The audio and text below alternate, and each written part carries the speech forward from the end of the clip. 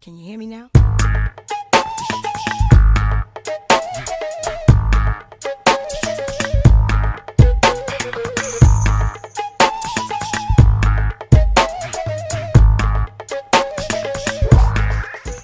And where to go? Now I am my own new world. Like, don't you dare close your eyes. Spinning stuff. Spin that shit. Spin that shit. Spin that shit. Spin that shit. Everywhere I go, been hearing that song. Spin that shit. All my scamming ass niggas and spin that shit. Spin that shit. My mic hurts.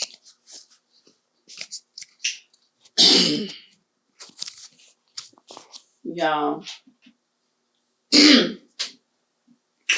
What's good, congregation? It's your favorite auntie, DJ Auntie Nene, and we are back with a brand new Can You Hear Me Now? The podcast. And we back in this bitch like, ooh.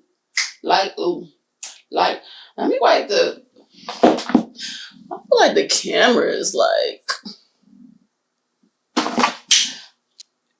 oily. You know, we stay moisturized around this beach. I'm in this beach. Finna get crunk. Eyebrows on fleek. The fuck? How y'all been doing? We in the motherfucking house. Alright. I've been alright. I've been good, busy, running around like a chicken with my head cut off. That's crazy if chickens really do. What the fuck is that?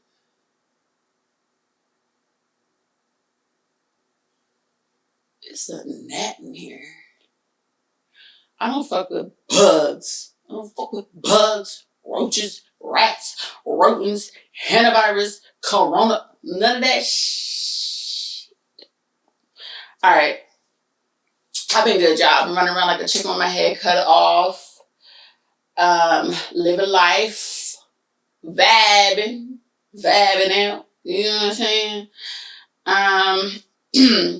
I guess we're gonna get right into it. Let's get into it. Life updates. I moved back into a salon suite. So I've been a licensed esthetician. What is this year? 2026. I've been a licensed esthetician since 2010. 2010, before it was a trend. I just rhymed. Before it was a trend, I was a licensed esthetician. Okay, I was a licensed esthetician in 2010. Esthetician, like beauty, like that is my first passion that I discovered. So I knew early that I was not good at doing hair. I can't even braid for real, y'all. Like, Callie's going to the shop to get her hair done as soon as she could sit her tail down. But I can't even braid hair for real. So I discovered my passion for beauty like early on. I grew up in a shop like with my dad. My dad was a licensed cosmetologist my whole life. So I was used to being in the shops. Like, I just love the camaraderie of like just women getting cute, getting beautified, making women feel beautiful. And I knew I couldn't do hair. I was honest with myself early on. I knew I could do hair. I'm like, you know what? What else can I do? So I started doing my research. And I was like, oh shit, an esthetician, like skincare. And I went to school, got my esthetician license. From there, I started doing lashes. Like I said before, it was a thing. I started doing lashes, got certified in that, and I pretty much just did makeup and eyelash extensions. Kind of just on and off. Like, I've always had a suite of some sort. And then finally in 2019, I want to say 2019, I worked at a spa. And shout out to her. I forgot the owner's name, but she did a lot of Brazilian waxes. And before that, I was like, just in my own head, in my own way, like, I am not waxing nobody's coochie. Like, I am not here for that. I do lashes. And when she trained me how to do Brazilian waxes, I'm like, oh shit, like, this is really good money. And it does not take long. And it's not as tedious as doing lashes for 2.5 hours. So COVID hit, her spa shut down. And when it was time to go back to work, when everything opened back up, I just used that as an opportunity to like, hey, let me go get my own space. So turned it up and went and got my own space. From there, grew my business. And then that's when the bullshit happened. Went in business with someone whose vision didn't align with mine. And y'all ever looked back and felt like, damn, like, you was a hating ass bitch from the jump. And I didn't see it. You wasn't my friend. I was a friend to you. You wasn't a friend to me type shit. And went in business, invested money, wasted money, like wasted a lot of money opening this business. Then I felt like, she was a hairstylist. I felt like being in a salon atmosphere, because I'm an esthetician, I felt like the hairstylist is the anchor of the shop. I still feel that way, but I don't feel like I need that to move forward, because lesson learned. Everybody can't be on your journey with you. So went in business, spent a lot of money, wasted a lot of money, and found out the hard way that you're not really a friend like how I fuck with you. When you go in business with somebody, it's like a marriage. To death do us part type shit. And I was in it for the long haul, but I quickly seen that this person, cut your losses now. This is not going to work. Without getting into details, it was, I was accused of very egregious things. I can laugh about it now because I've healed and I moved past the girl.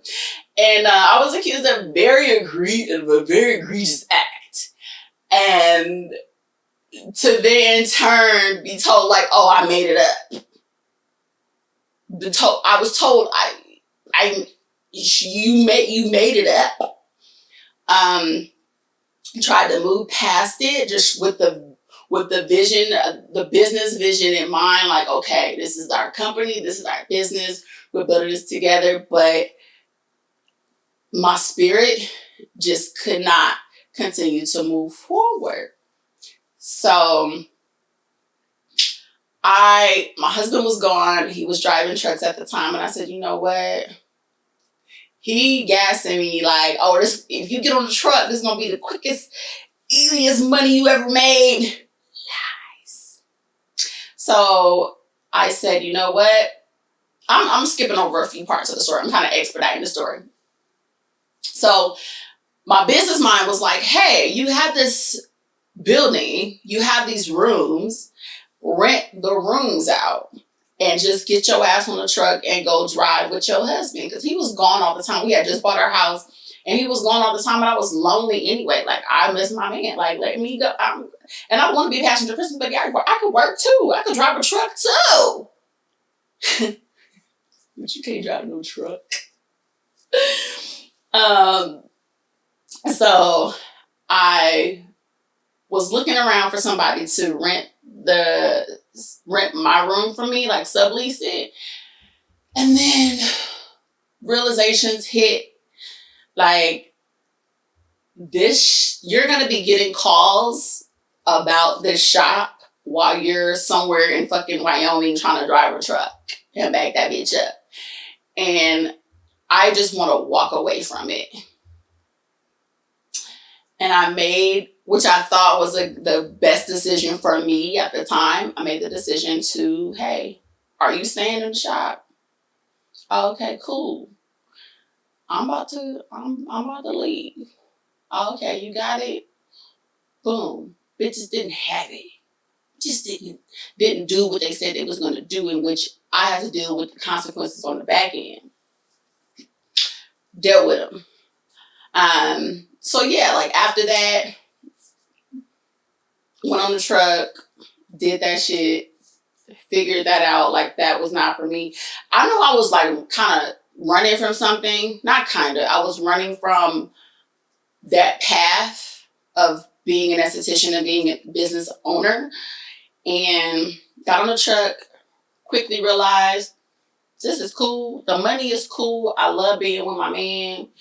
But I'm not no truck driving ass woman. Like, shout out to the women that do it. Like, y'all are dope. It just wasn't for me.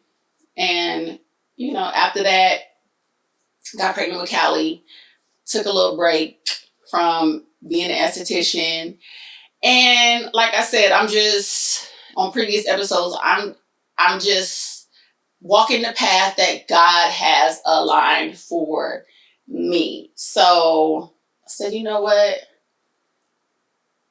Yes, you're a realtor, but a lot of realtors, let's be real, in this economy, have other jobs because houses are not selling how they were selling. And if anybody tell you any different, they're lying. They're fucking lying. You need to supplement. You need to supplement your income, at least where I'm at, where I'm located. And I already told y'all the story about my broker. So let me just, while I reconfigure real estate out, do what you are still licensed to do. Like, stop sleeping on yourself. Do that. You're good at it. Your clients love you. And yeah, so I jumped back out there, got a salon suite, still getting it together. One thing that I can say is I am so appreciative of my clientele that has stuck with me. Y'all are dope as fuck. Like, I know I'm good at what I do. That's what I do. But I'm good at what I do. But I'm so appreciative of my clients who stick by me. I've had my clientele that I have now for 5-6 years. Yeah. And what I look forward to not only waxing them and like making them feel good about themselves and sending them on their way, but also the conversations. Like, I've really built a bond with a lot of my clients that I have. They come to my baby shower. They've met my baby. Like, they've really turned into like friends. And for that, I'm grateful. So I'm not mad at the experiences that I had to go through to get to this point. They're lessons learned. And I mean, take that from me, you know, like, don't feel like, oh, I fucked up. You may have fucked up, but it was a reason why you needed to learn that lesson. Okay. I learned my lesson. Never go in business with a hating ass bitch.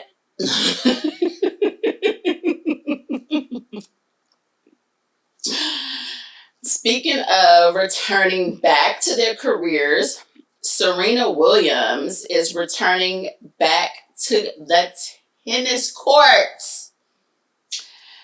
Serena Williams is officially making her comeback to tennis. She announced it yesterday. Serena spoke about her return and said the club feels like the perfect place to begin the next chapter. Grass has given me some of the most meaningful moments in my career, and I'm excited to be back competing on one of the sport's most iconic stages. I guess grass is the place.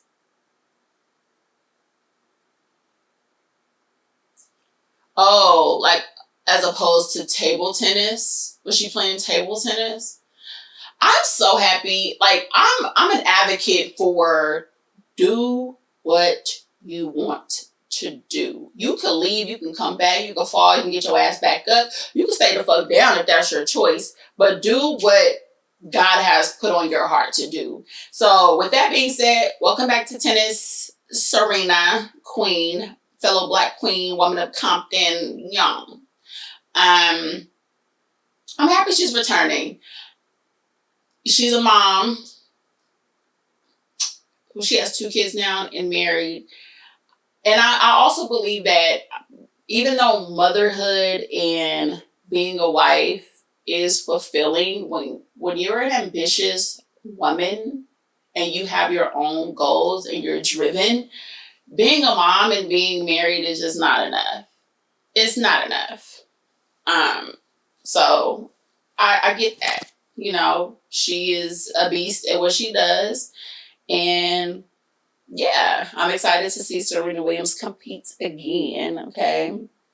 I get a lot of people that tell me I look like Serena Williams. No shade, no shade, no tea. Serena is beautiful in her own right. I don't like when people say that because I feel like they're trying to pinpoint, like, oh, you're a Black girl and you're kind of cute. Who do you look like? Oh, Serena Williams. I even heard like Yolanda Adams. I can see Yolanda Adams. Maybe. I've heard Serena Williams. I look like Serena Williams, Yolanda Adams, Kenya Moore. Before she even got on Housewives, like this lady like chased me down at Walmart and was like, "Hey, do you know who you look like? You look like Kenya Moore." And this is for real before who I even know who Kenya Moore was. I'm like, oh, okay. I think if you're dark skinned and you cute or pretty, like you gotta look like somebody. I don't think I look like nobody. Y'all look like me.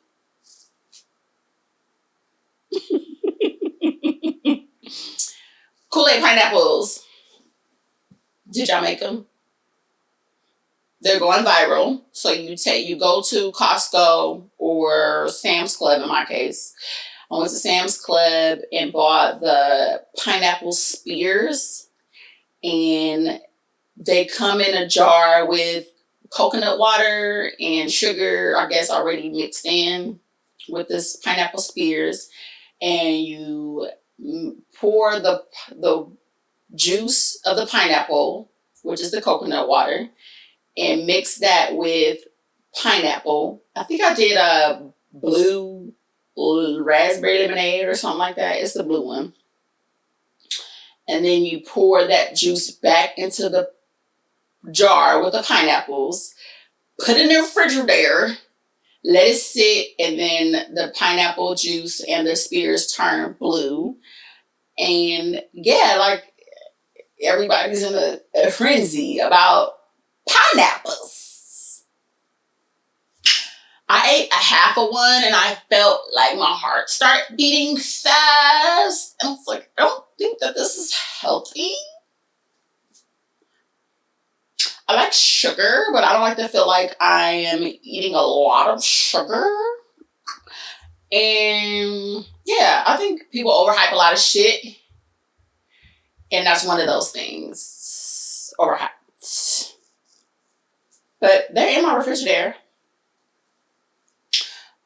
I wouldn't even get, I wasn't a Kool-Aid drinker like growing up, so I don't know. Like Kool-Aid is one of them things that like we ain't really like fuck with like that. No shade, no tea. Now if I go to a restaurant and got red Kool-Aid, I'm definitely gonna order the red Kool-Aid, but I'm not mixing the Kool-Aid in the kitchen. I'm not that girl. Bebo Bryson passed away. A whole new world. I can sing too. He passed away at the age of 75, surrounded by his family. That makes me sad, even though he lived a full life. That's one of the songs that like stick out to me. Don't you dare close your eyes. Another place I never knew.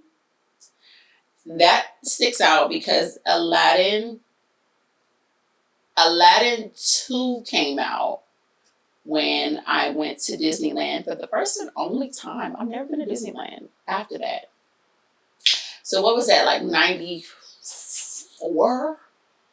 My aunt took us to Disneyland and we watched Aladdin 1 the night before, and then we went to Disneyland. They had the Aladdin parade. We had a home video. I wonder if they still have it. Yeah, like that's like a profound moment to have gone to Disneyland because my parents couldn't afford that shit. And shout out to my auntie, rest in peace. My auntie Joanne took us to Disneyland. She took me and like a few of my other cousins, and that was a dope ass experience. I remember like peeing in the car. Like I don't know what type of apparatus she had, like in the van or something, where we like didn't have to go to the bathroom. Like we would pee in maybe a bucket in the car. And we had sandwiches and fried chicken, but we was in that thing. Like we was at the land. Shut up. Disney is in hot shit right now. We ain't gonna talk about that. Now, Jay-Z performed at the Roots Picnic over the weekend. And this was the first time he performed at a festival since 2019. He brought out Beanie Sigel, Jasmine Sullivan, Meek Mill, and Freeway. Jay sent shots at Dame Dash, Drake, Nicki Minaj, and Jaguar Wright doing an impromptu freestyle. Shout out to Jay. His breath control, he is still landing. Okay. And during this performance, it raised a lot of speculations because he combed out his wigs and he just had a nice little fro. And it raised a lot of speculation, like, is he wearing a lace front?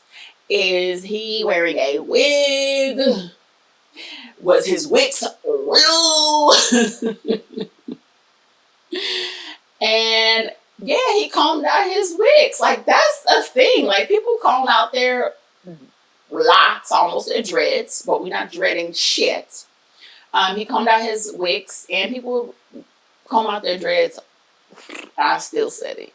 People comb out their locks all the time.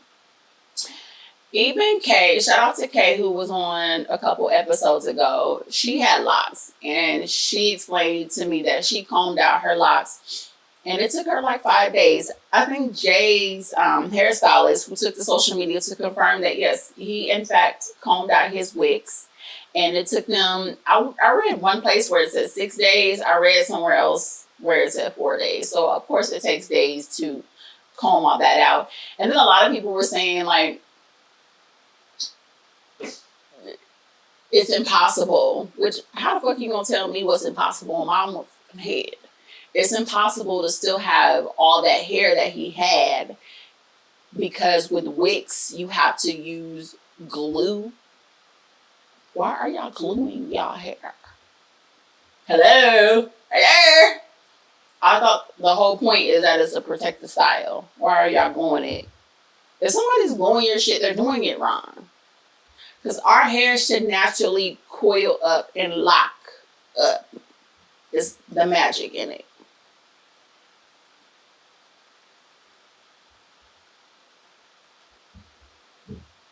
Yeah. So it was a lot of speculation. That's a weird conversation to have and like speculate. The way he was like doing this, you know, it's not a lace front. Jay doesn't strike me as the type of N-word that's gonna glue down a lace front. I don't think Beyonce would go for that shit. The fuck is you gluing on their head? And if you don't take that shit off expeditiously. Did you guys watch Nemesis on Netflix? I finished Nemesis in like 4 days. Do y'all remember them niggas that robbed the Brinks truck in Philly? That was Coltrane in them.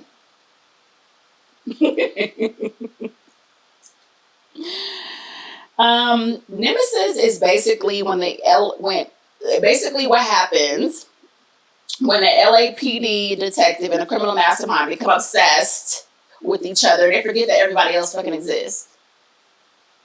Because you got a whole fucking family over here, bro. Your wife is literally about to fuck. And you're chasing after Coltrane. Bitch, go get your bitch. It gave me, I know Courtney Kemp was a producer, but it really gave me Power vibes, like Power on crack, because the storylines were extremely expedited. I'm like, oh, y'all already found that out? Oh, you already knew that? And exaggerated, but it's a show, y'all. Like, I was seeing a lot of reviews of people saying like it's unrealistic, but so was Power. I don't even watch, what's the one with Tommy? I don't watch that shit, but a lot of people like it. I don't watch it. I don't tune in. But to me, it's unrealistic. Just like this. It's unlikely to have a shootout in Century City and you get away as a black man. But it's entertainment, right? It's what we're here for. I enjoyed it. I thoroughly enjoyed it. Shout out to, what's his name? Ylan Noel, who played Daniel on Insecure. And Insecure is one of those shows, one of those things that I have to do at least once or twice a year, and that's watch Insecure.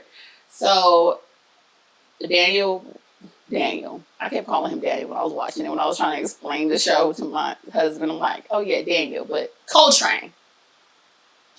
So I watch Insecure at least once or twice a year.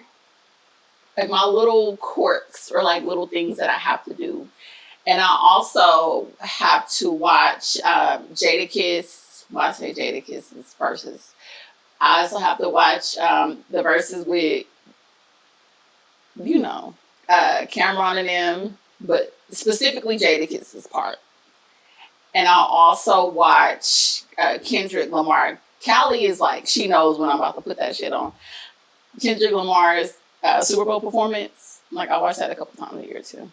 I'm just weird like that. Like, there are certain things that like just make me feel like attached to the culture or like reminded of the culture.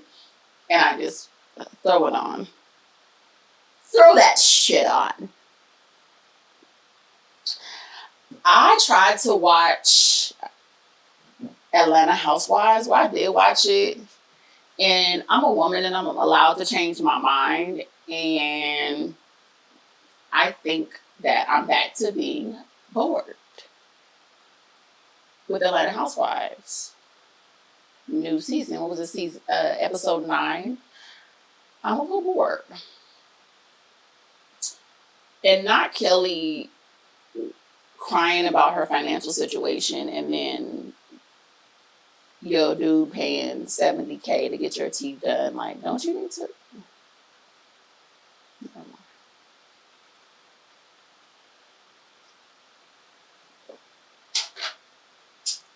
That's Reposado, y'all.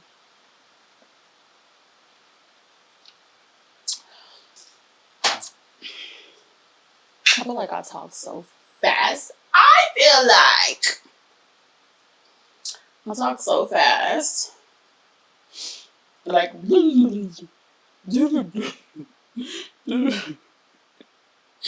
what's that? Derek Washington when he was reading the book. I'm reading. I'm the fastest reader y'all don't talk about. I'm thoroughly addicted to his TikToks. Shout out Derek Washington and his food reviews. I be thoroughly entertained by Derek Washington. So yeah, I watched Atlanta Housewives, but I don't really have a hot take on it this week, y'all. And I guess we'll see what happens next week. I guess Portia and K. Michelle made up.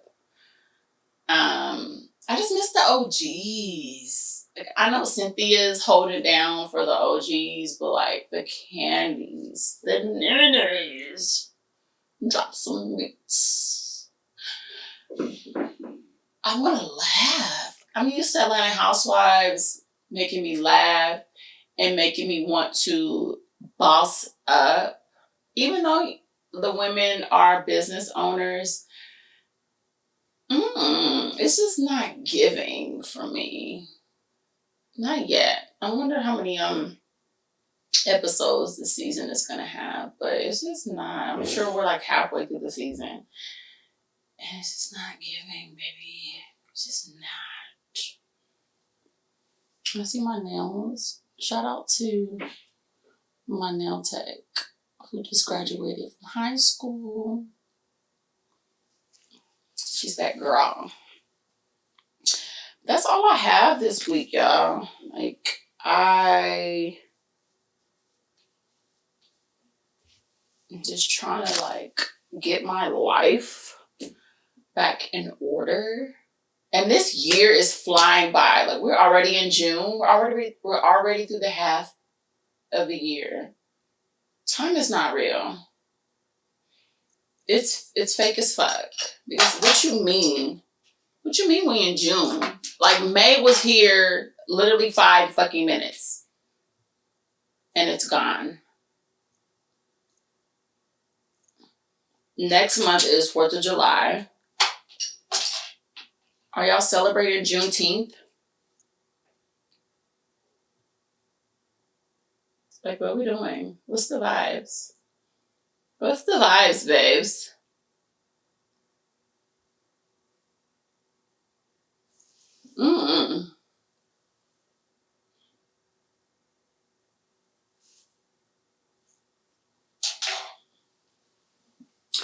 Thank y'all for tuning in to this week's episode of Can You Hear Me Now, the podcast. We should do a moral of the story. Like, I'm just so discombobulated. I think I'm hungry. I haven't ate all day. Can you hear me now?